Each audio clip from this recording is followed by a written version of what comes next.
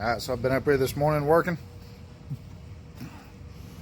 Got my drag link built.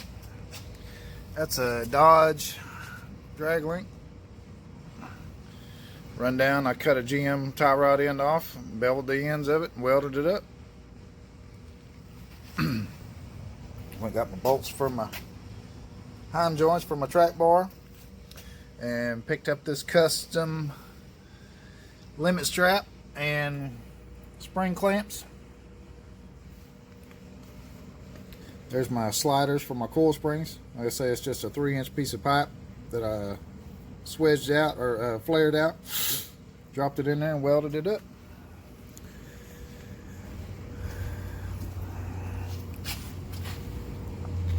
Added my piece of tubing. It's not all the way welded over there on the cross member, but added a piece of tubing there, and also put me a plate gusset there underneath the frame. So front end's coming along. This side's done. Other than mounting the ram and drilling and tapping the gearbox, I think the front's pretty much done. So now I'm gonna move to the rear. I gotta do my limit straps back here. I need to get these drums ripped off. Need to finish out my bracing for my track bar. Little stuff like that. So we'll get back at it. Alright, so I'm gonna give my welder a little break here. The frame was bowing back here. I put the limit straps for the 5-ton back here, and the frame was being pulled down quite a bit, which it still is a little bit. You can see that body mount there. I don't have these two body mounts hooked up, but given that that's the only sheet metal holding it together, I don't really see a bunch of strength there.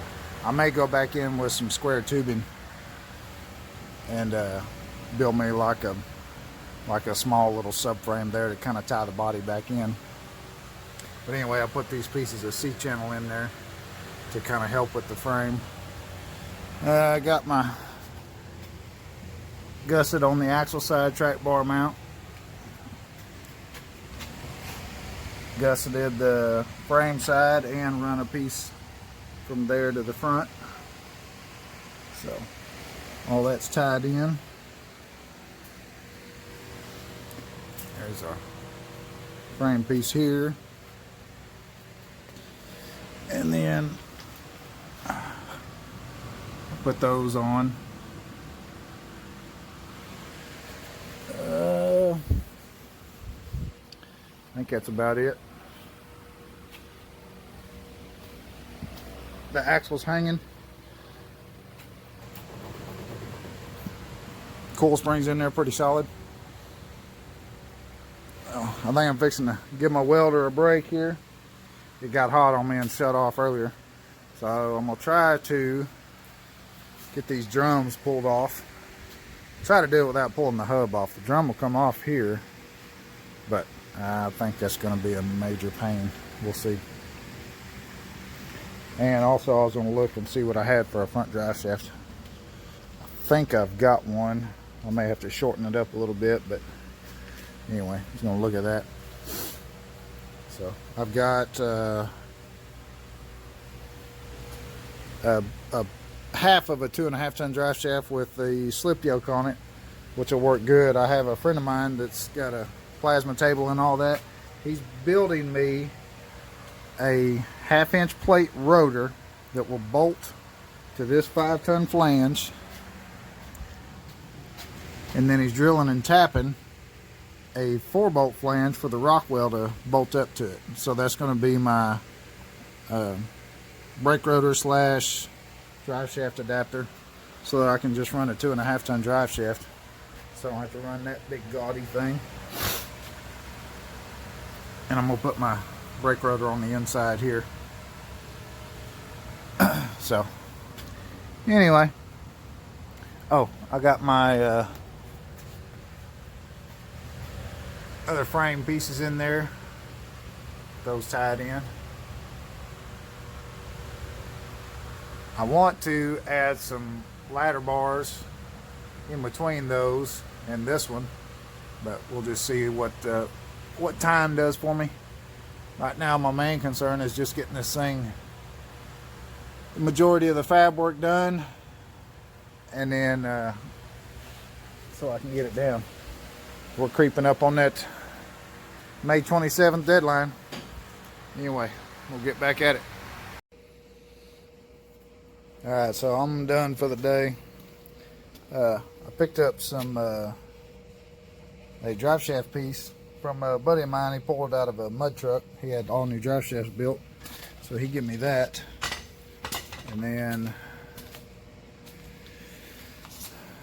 oh, this is a 1480 yoke for a 3.5 inch tube that was the front drive shaft in the Cockroach when went to Bridgeport last year. Got that along with a 1480 Overson yoke for Rockwell. Then I have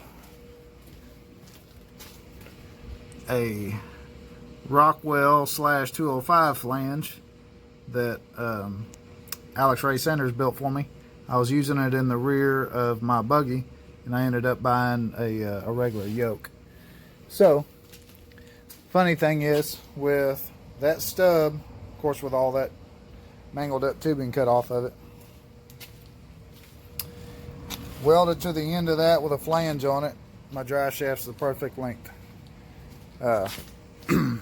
These things here are rusted on there pretty good, or not, well, not rusted, but they got dirt and mud and stuff all caked into them. So I cut these off here so I could get to the drum, beat on it a couple times, and it's not wanting to move. So I think what I'm gonna do is just cut this flange, cut the backing plate all the way around that flange, and then unbolt the whole hub and pull everything off at one time. And then I should be able to unbolt this flange from the hub, and then the hub fall out and the brakes can stay all together. So, but anyway, that's some big stuff. These factory shafts are 1 7/8 inches. I've never messed with a 5-ton shaft or a 5-ton axle before, so, but that's an 1 7/8 inches shaft. So I'll get get all the brakes off of it. That'll free up a bunch of weight, which, I mean, that's going to be heavy anyway. But I did happen to have a Super Duty front drive shaft. Well, I say it's a Super Duty. My U-joint caps are a little bit small. I was just digging through stuff, put a little bit bigger caps on this U-joint. They're a little small, so my straps won't work. But I had a bolt-in yoke for a CV. Everything's bolted in. We're at full droop. We got a little more than ½ inch clearance. I gotta get my exhaust cut out of there. But so, on a positive note, we got a front drive shaft, which it's all positive. I got nothing really hanging me up right now, just getting these brakes off the back. So, but I've been up here since 9:30 this morning, and it's almost 6:30 now, so I'm tired. We'll call it a day. I may come back up here tomorrow and go ahead and get the drums ripped off. I don't know yet. We'll see. But anyway, she's getting close.